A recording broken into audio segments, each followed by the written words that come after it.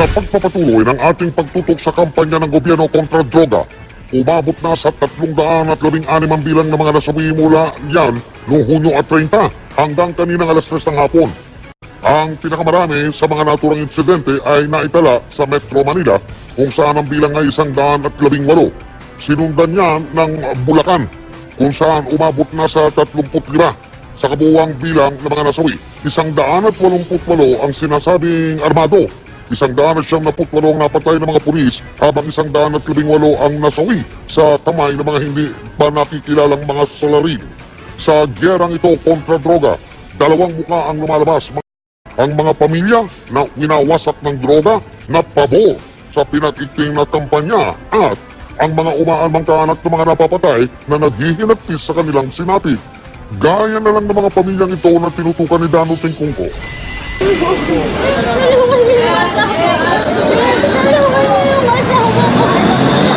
Naghihinagpis ang babaeng ito nang makitang wala ng buhay ang kinakasamang si Michael Ciaron matapos pagbabarili ng hindi pa nakikilalang salarin habang namamasada ng pedicab sa EDSA Pasay nitong Sabado. Sa tabi ng bangkay natagpuan ang karatulang, "Drug pusher ako, wag tularan."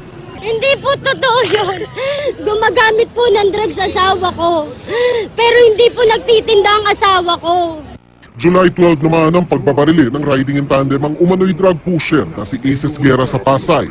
Kaya ang kanyang misis, ganun na lang ang pagtangis. Sa tala ng pulisya, 213 na umano'y mga drug pusher ang napatay sa unang 21 araw ni Pangulong Rodrigo Duterte. Sa ulat ng Philippine Center for Investigative Journalism o PCIJ, mas marami na raw ang napatay at naarestong drug suspect sa unang 3 linggo ng Administrasyong Duterte kumpara sa nakalipas na mahigit 6 na taon. Pero pinupuna sa ulat ng PCIJ ang tila pa ulit-ulit na dahilan ng pulisya na nanlaban ng mga suspect kaya sila napatay. Tila hindi rin daw nasusunod ang protocol at sariling standard operating procedures ng pulisya. Ang bilang ng mga napatay sa mga police operation, iba pa sa mga napatay ng hindi kilalang mga salarin. Para kay Bishop Broderick Pabilio, nakababahala raw ang pananahimik ng marami sa extrajudicial killings. Sigurado ba tayo na mga pinapatay ay mga pushers or ang mga addicts? No, kahit na nga addict, hindi dapat patayin, no? At saka, bakit mga mahihirap lang? Posible rin daw pagmula ng kriminalidad ang serya ng mga pagpatay, maging ang mentalidad na walang mali sa pagpatay sa anumang dahilan.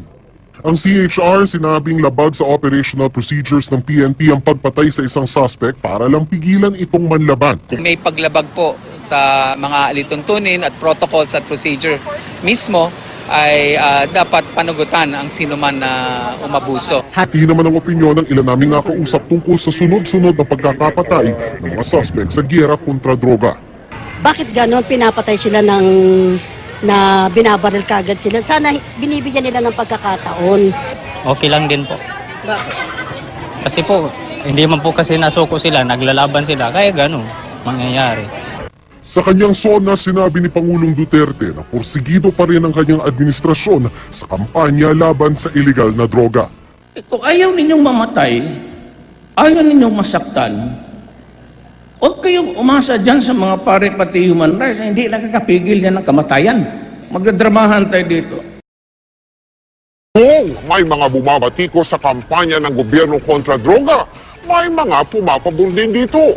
Gaya na lang ng ilang mag-anak na nasira dahil daw sa pagkalulong sa illegal na droga ng ilang miyembro ng kanilang pamilya. Sina Mimi at Emily ilang taon na raw nagtitiis at nagtitimpi sa problema ng droga sa kanilang lugar. Problemang sumira raw sa kanilang pamilya. Kasi nga, yung halos na mga kamag-anak ko, sila gumagamit na parang hindi niya na mapigilan. Kaya ganun. Hindi niya kinaya. O, dinamdam niya kasi. Ano nangyari sa kanya? Namatay po. Bukod sa mayat-mayang away, pati magkakamag-anak nagiging biktima daw ng nakawan ng sarili nilang mga mahal sa buhay. Sa datos ng Dangerous Drugs Board noong 2015, nasa 1.8 million na ang mga gumagamit ng droga sa bansa. 80% ng buong bansa apektado ng droga, habang 92% naman ng Metro Manila ang apektado. Malaki ang impluwensya ng lugar, lalo pag yung katabi mo lang yung nagtitinda. Malakas sa kanila. Kasi diyan lang parang bumibili lang sa store. Pabili. Parang ganun. Dahil addiction na ang problema, ang ilan sa kanilang mga kaanak tila hindi na raw natatakot kahit kabi-kabila na ang namamatay sa giyera kontra droga ng Administrasyong Duterte. Lagi namin sinasabi araw-araw. O pag, kunwari, dito kayo nanonood, andyan sila na, may namatay na naman. Susunod na kayo niyan. Tawanan lang. Dahil sa tindi ng problema ng droga sa kanilang lugar, gusto na nga raw nilang umalis kung meron lang silang malilipatan. Pero sa pagpasok ng bagong administrasyon, may nasisilip silang bagong pag-asa. We started strong in our war on illegal drugs and crime. The statistics reflecting our operational results attest to our determination to win this war. Nakikipagtulungan daw ang Commission on Human Rights sa Administrasyong Duterte para tiyaking mapoprotektahan ang karapatang pantao sa gitna ng kampanya kontra droga at iba pang krimen. Gusto rin daw idulog ng CHR kay PNP Chief Bato de la Rosa ang mga kasong kinasasangkutan mismo ng mga pulis. Nakatutok si Maki Pulido. Human rights must work to uplift human dignity. But human rights cannot be used as a shield or an excuse to destroy the country. Your country, I my country. Ayaw na raw patulan ng Commission on Human Rights ang mga naturang pahayag ni Pangulong Rodrigo Duterte sa kanyang SONA. Tutal, kahit tila raw kinukontra ng kasunod na pangungusap ang mensahe, nabanggit pa rin naman umano ang kahalagahan ng karapatang pantao. Hindi kami na-intimidate. The Commission on Human Rights, as the body that is central to the protection and promotion of human rights, we are very willing to support and engage the government to make sure that human rights are respected. Mahigit 300 na ang napatay mula nang simula ng PNP ang kampanya kontra droga. Pero ang ilang impormasyong inilapit sa CHR, pulis daw ang sangkot. Bagay na gustong idulog ng CHR kay PNP Chief Ronald Bato de la Rosa. Those na pumupunta sa amin, sa bahay nila, nagsasyabu ang mga pulis.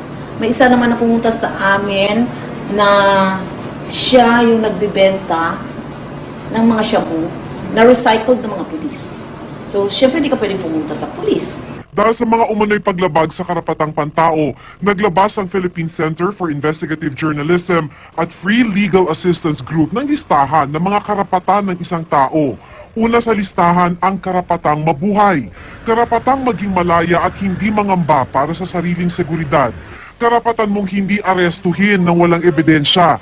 Maaari ka lang arestuhin kung may arrest warrant. Maliban na lang halimbawa kung ginagawa mo ang krimen sa harap ng pulis. At kung inaresto, karapatan mong hindi magsalita.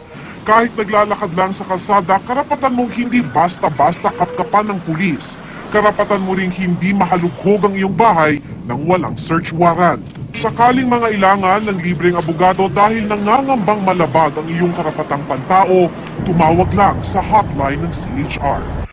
Thus to our religious bishops, leaders, priests, pastors, preachers, imam, let me assure you that while I am a stickler for the principle of separation between church and state, I believe quite strongly that there should never be a separation between God and state.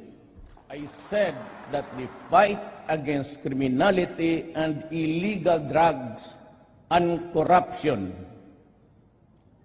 will be relentless and sustained.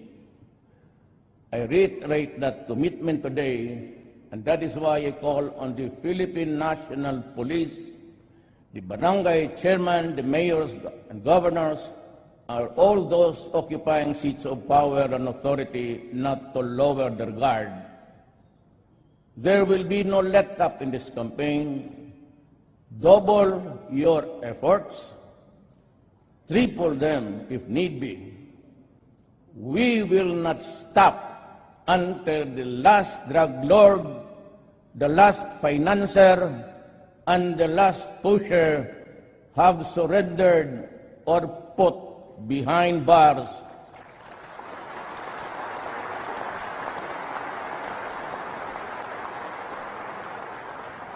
or below the ground if they so wish.